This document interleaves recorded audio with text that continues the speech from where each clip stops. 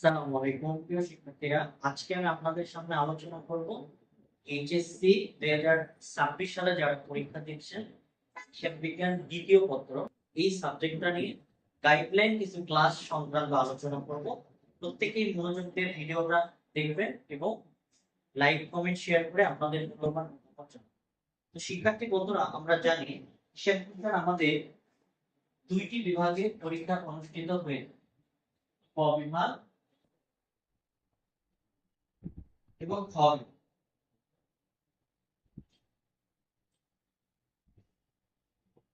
ক বিভাগে আমরা জানি দুটি প্রশ্ন বাধ্যতামূলক বাধ্যতামূলক দুটি প্রশ্ন থাকে। এটা হচ্ছে পঞ্চম নম্বর অধ্যায় পঞ্চম থেকে দুটি প্রশ্ন থাকে। দুটি প্রশ্ন বাধ্যতামূলক, অর্থাৎ এই দুটি প্রশ্ন আমাকে বাধ্যতামূলক আনসার করতেই হবে। 2 গুণন প্রতিটা প্রশ্নে 10 করে 20 মার্ক। এই 20 মার্ক সবার জন্য, আর এটা শুধুমাত্র থাকবে পঞ্চম নম্বর অধ্যায়। একটা অধ্যায় থেকে দুইটা প্রশ্ন থাকে। পঞ্চম নম্বর অধ্যায়টা কি আমরা জানি, আর্থিক আর্থিক অবস্থা বিবরণ। এটা আমাদের বাধ্যতামূলক থাকবে, অর্থাৎ ক বিভাগে আমাদের বাধ্যতামূলক 20 মার্কের আনসার করতে হবে। আমাদের এই হিসাব বিজ্ঞান দ্বিতীয় পত্রের টোটাল চ্যাপ্টার আছে 10টা। সেখান থেকে 5 নম্বর থেকে আমাদের দুইটা থাকবে। বাকি যে 9টা চ্যাপ্টার, অর্থাৎ 1 নাম্বার 2 নাম্বার 3 নাম্বার 4 নাম্বার 6 7 8 9 10, এই যে 9টা চ্যাপ্টার আছে, এখান থেকে আমাদের 9টি প্রশ্ন থাকবে অবিভাজ্য। এবং এই 9টি প্রশ্নের মধ্যে আমরা জানি আমাদের 5টি আনসার করতে হবে।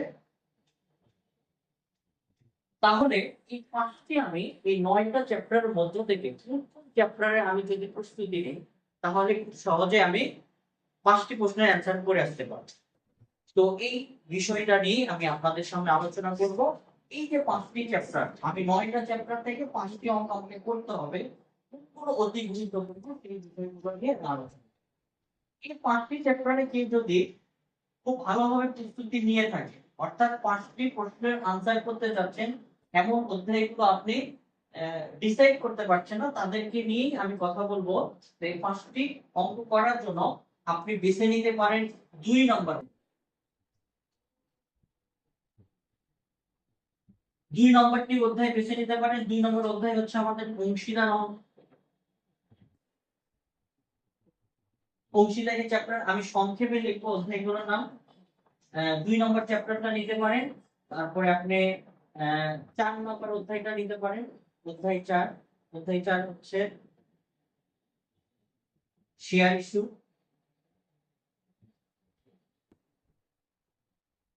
শেয়ার ইস্যু এখান থেকে বাধ্যতামূলক আমাদের প্রত্যেক বছরের প্রশ্ন থাকে। এরপরে আপনি 6 নম্বর অধ্যায় বেছে নিতে পারেন অনুপাত। আমি অধ্যায়ের নামগুলো সংক্ষিপ্ত আকারে লিখছি, কারণ ভিডিওটা একটু শর্ট করে আমাকে দেখাতে হবে। এরপরে 7 নম্বর অধ্যায়টা নিতে পারেন উৎপাদন ব্যয়।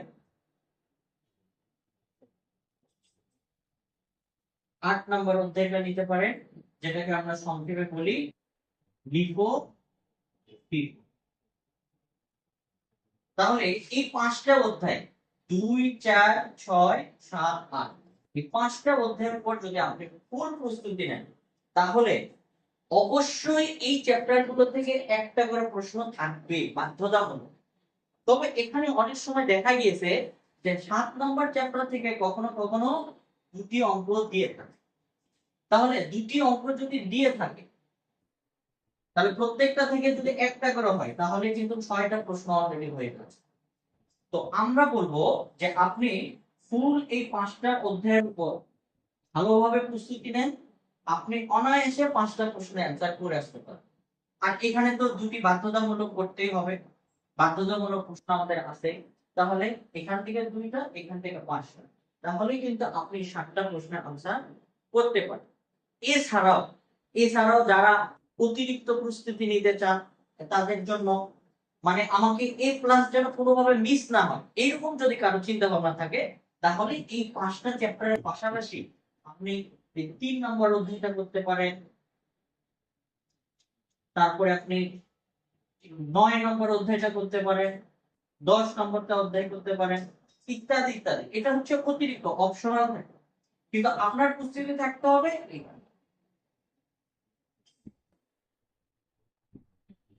এই 5টা চ্যাপ্টার হচ্ছে গুরুত্বপূর্ণ চ্যাপ্টার। তো শিক্ষার্থী বন্ধুরা, আপনারা অনেক বছর পর অর্থাৎ করোনার পর এই প্রথমে আপনারা ফুল সিলেবাসে কিন্তু পরীক্ষা দিয়েছে। এর আগে আপনাদের যে ব্যাচ গুলো পরীক্ষা দিয়েছে তাদের কিন্তু শর্ট সিলেবাস। সুতরাং আমরা নির্দ্বিধায় বলতে পারি যে হিসাব বিজ্ঞান দ্বিতীয় পত্র 10টা যে চ্যাপ্টার দেওয়া আছে 10টা থেকে কমপক্ষে একটা করে প্রশ্ন অবশ্যই থাকবে, এবং কোন কোন চ্যাপ্টার থেকে 2টা প্রশ্ন থাকতে পারে। কোন কোন চ্যাপ্টার থেকে 2টা প্রশ্ন থাকবে সেটাও কিন্তু অলরেডি আমরা বলে দিয়েছি। 5 নম্বর অধ্যায় থেকে 2টা এবং 7 নম্বর অধ্যায় থেকে 2টা প্রশ্ন অনেক সময় দিয়ে থাকে। আর বাকি যতগুলো চ্যাপ্টার আছে কমপক্ষে একটা, কখনো কাকতালীয় ভাবে 2টাও দিতে পারে। তো সুতরাং যতটুকু আলোচনা হয়েছে আপনাদের প্রস্তুতি যাই থাক না কেন, আপনারা এর উপর গুরুত্ব দিয়ে স্টাডি করতে থাকেন, প্র্যাকটিস করতে থাকেন, এবং আমাদের অনলাইনে প্রত্যেকটা চ্যাপ্টারে কিন্তু টিউটোরিয়াল দেওয়া আছে। কোনো বিষয় বুঝতে অসুবিধা হলে আপনি সেই ভিডিওগুলো দেখে এসে বাসায় বসে বসে অঙ্ক করতে থাকেন। আর এমসিকিউ যে বিষয়টা, এমসিকিউ বিষয়টা প্রথম অধ্যায় থেকে 10 নম্বর অধ্যায় পর্যন্ত যতগুলো চ্যাপ্টারে দেওয়া আছে সবগুলো চ্যাপ্টার থেকে কমপক্ষে 2টা করে তো অবশ্যই থাকে। এবং যেগুলো গুরুত্বপূর্ণ চ্যাপ্টার, যেমন এই যে এই চ্যাপ্টার গুলো আছে, অংশীদার চ্যাপ্টার, শেয়ার ইস্যু চ্যাপ্টার, অনুপাত, উৎপাদন, লিপক, বিশেষ করে এই 2, 4, 6, 7 এই চ্যাপ্টার গুলো থেকে অবশ্যই 4টা থেকে 5টা এমসিকিউ থাকার সম্ভাবনা খুব বেশি।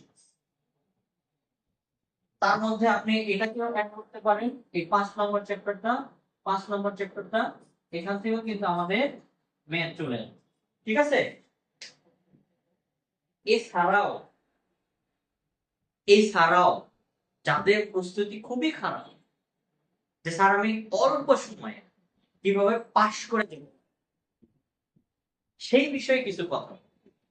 তো আপনাকে বুঝতে হবে আমাদের পাস মার্ক কত। আমাদের টোটাল পরীক্ষা হবে কিন্তু কত মার্কের? টোটাল পরীক্ষা হবে আমাদের 100 মার্ক। তো 100তে আপনাকে কত পেতে হবে? 33।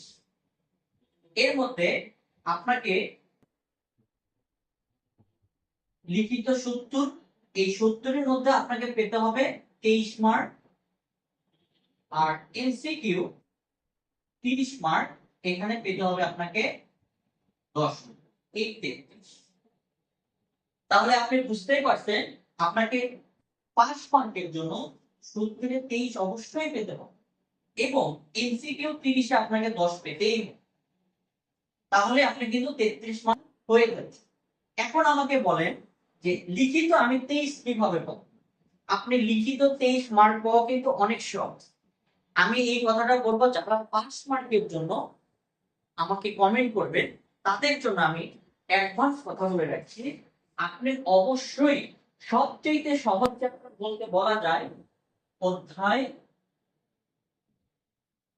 8, অধ্যায় 7, অধ্যায় 4, এই 3টা চ্যাপ্টার অঙ্ক যদি আপনি করেন অবশ্যই আপনি 30 মার্ক কমন পাবেন।